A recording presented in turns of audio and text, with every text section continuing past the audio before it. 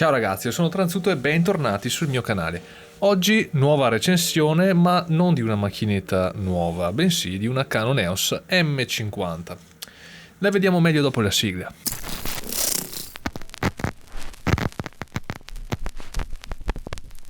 Questa Canon EOS M50 a prima vista può sembrare veramente una macchinetta molto cheap, molto economica, tutta plasticosa tranne per il grip che è in pelle. Infatti è l'unica parte secondo me costruttiva che si salva di questa macchina. Però il fatto di essere molto plasticosa le consente anche di essere molto leggera, soprattutto anche le dimensioni del corpo macchina stesso e dell'obiettivo in kit le consentono di mantenere una compattezza generale e una leggerezza veramente incredibile per una mirrorless di questo calibro.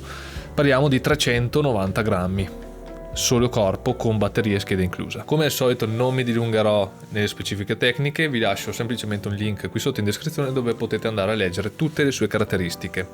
Io mi limiterò a darvi le mie impressioni, a parlare dei pro e dei contro che ho riscontrato utilizzando questa macchina. Punti di forza sono sicuramente la portabilità, perché è veramente piccola, molto più piccola di una mano, si impugna anche bene, perché ecco, una cosa che mi è sempre piaciuta delle macchine Canon è il grip. E non mi sono mai trovato male ad impugnare una macchina Canon, anche se il mignolino qui magari scappa, non ho alcun problema a tenerla con 3 dita, perché appunto è leggerissima. Portabilità anche data dal fatto che questo 1545 in kit è leggero, plasticoso e potete veramente metterlo dovunque. Quindi in complessivo è una macchina che si infila benissimo in qualsiasi borsa. Un'altra cosa che mi è piaciuta è la presenza del mirino elettronico, dell'EVF, Electronic Viewfinder, che appunto soprattutto per quanto riguarda le mirrorless trovo molto utile in condizioni di enorme luminosità. Se siete sotto la luce del sole magari questo schermetto non vi basta, perché magari non riuscite a vedere bene quello che state inquadrando. Con il sensore di prossimità, avvicinando l'occhio qui, si spegne direttamente lo schermetto e potete vedere la scena che state inquadrando da qui dentro senza aver problemi di luce che vi acceca. E a proposito dello schermo, classico ormai di Canon, e ormai classico anche su tantissime altre macchine, lo schermetto completamente orientabile, che per me che devo registrarmi è una manna dal cielo. Soluzione questa che trovo la più comoda in assoluto. Ho provato vari altri schermi, però alla fine se torno a comprare sempre macchine con questa soluzione un motivo ci sarà, e non è solo legato al motivo YouTube. Un'altra cosa divertente più che effettivamente utile è la presenza di uno slow motion interno in 720p, quindi in HD, non in Full HD, non in 4K. Ci mancherebbe, in 4K è una cosa, no, non può esistere uno slow motion in 4K interno su una macchina che costa così poco. Per certi tipi di lavori, di applicativi, anche uno stronzissimo slow motion in 720p a 120 fps, non è neanche detto, a 120 fps può risultare simpatico, può risultare utile, e vi faccio vedere uno spezzone, anche questo molto scientifico.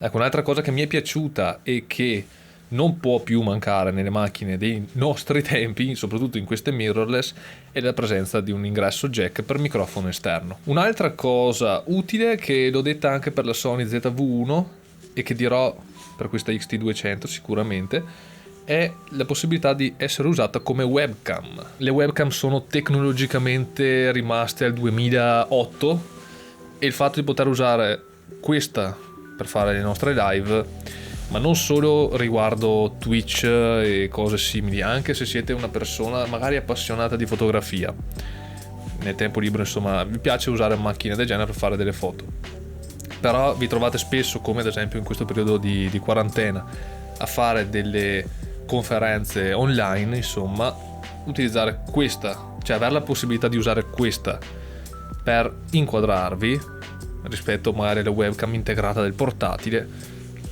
secondo me è la cosa migliore, è la cosa veramente migliore. Un'altra cosa, o meglio l'ultima cosa che mi piace tantissimo, ma non solo di questa macchina, di praticamente tutte le Canon da una certa fascia in su, è la presenza dell'autofocus dual pixel. A me non importa che la macchina segua l'occhio, mi basta semplicemente la faccia che sia a fuoco su quello che io ho intenzione di inquadrare, e il dual pixel è una lama. Cioè veramente trovarlo su una macchina di questo prezzo, di questa fascia di prezzo, è sicuramente un'ottima cosa. E ora passiamo ai punti deboli, alle cose che non mi sono piaciute di questa EOS M50. E riagganciandomi al discorso che ho appena finito, l'autofocus, il dual pixel, funziona solo in Full HD. C'è la possibilità di girare in 4K, però non avrete il dual pixel autofocus. A proposito di 4K, non li usate, non potete, basta, non serve, toglietelo. È marketing. Toglietelo. Vabbè, più pixel, più risoluzione, immagine più grande, figata. Non avete il dual pixel autofocus e c'è un crop di 1,7 per, sì, una volta e 7. Quindi se voi avete questa inquadratura, questo è quello che vedreste in 4K con la macchina nella stessa posizione. Quindi io il 4K di questa macchina non saprei assolutamente come usarlo, cioè dovrei usarlo in fuoco manuale e stando anche 1,7 volte più distante dal soggetto rispetto a quello che farai normalmente in Full HD. Quindi immaginatevi di scattare dentro qua che ho 3 metri dietro di me. Se già così sono schiacciato dentro l'obiettivo, devo scavare un buco lì nel muro, mettere la fotocamera in strada e dire oh ciao 4K. Un altro difetto non è tanto della macchina in sé quanto del sistema EOS M. Non ci sono ottiche, ce ne sono pochissime, e secondo me questo è uno dei punti che ha portato Canon a abbandonare questo sistema in favore del sistema R anche per le mirrorless. Quindi faranno solo obiettivi RF e probabilmente il sistema M verrà completamente abbandonato, e questo lo si può intuire perché è stata annunciata la versione Mark II di questa M50 e non è cambiato praticamente niente. È una cosa comunque questa degli obiettivi alla quale si può comunque ovviare, però c'è sempre un però. Dovreste usare uno speed booster tipo quelli di Viltrox. Allora, già spendere 600 euro macchina e obiettivo insieme, aggiungerne 100 per uno speed booster. Che cos'è uno speed booster velocemente? È un pezzo, ve lo dico proprio da nabbo, è un pezzo che va tra lente e corpo macchina, che si incastra qui in mezzo, che riduce la lunghezza focale, cioè meglio, più che ridurre, moltiplica la lunghezza focale di 0,71, quindi aiuta a ridurre quello che è il crop. Il 4K magari diventa un po' più ampio, però allo stesso non c'è il dual pixel. E a proposito di dual pixel, ci sono pareri contrastanti su questo. Io non ho avuto la possibilità di provarlo, però aggiungere un pezzo di terze parti tra obiettivo e corpo macchina può dare problemi, nel senso magari di compatibilità, autofocus più lento, un po' più di haunting, cose del genere. Ora non è una cosa scientifica quella che sto dicendo, però non mi piace l'idea di prendere una macchina e doverci ficcare dentro una roba di terze parti, se no non è utilizzabile praticamente. Quindi appunto potremmo ovviare un po' al crop e anche in generale all'utilizzo di obiettivi, perché l'aggancio sul corpo macchina è per EFM, l'uscita è per le lenti EF. Ne trovate una marea, non costano niente, quindi perché non prendere direttamente una PSC di Canon, una reflex magari. Questa EOS M50 è una macchina che consiglierei,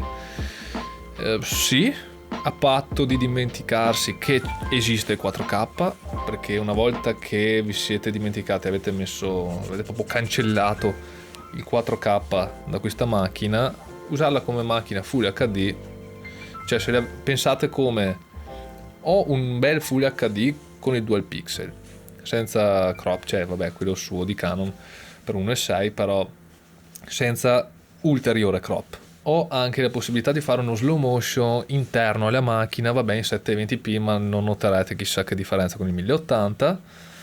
e soprattutto consci che probabilmente per avere un parco ottiche decente dovreste comprare uno speed booster, allora sì, se accettate tutte queste condizioni è una macchina carina, comunque leggera, portatile, quella è il classico corpo macchina da vacanza. Quando te le metti, vuoi fare un po' il figo invece di fare foto col telefono, fai le foto con le M50. Sinceramente c'è di meglio. Cioè, mi dispiace Canon perché sono sempre stato un grande amante di questo marchio, però non ho le fette di prosciutto sugli occhi, perché le mangio. C'è di meglio. Di altri marchi, stesso prezzo, c'è di meglio.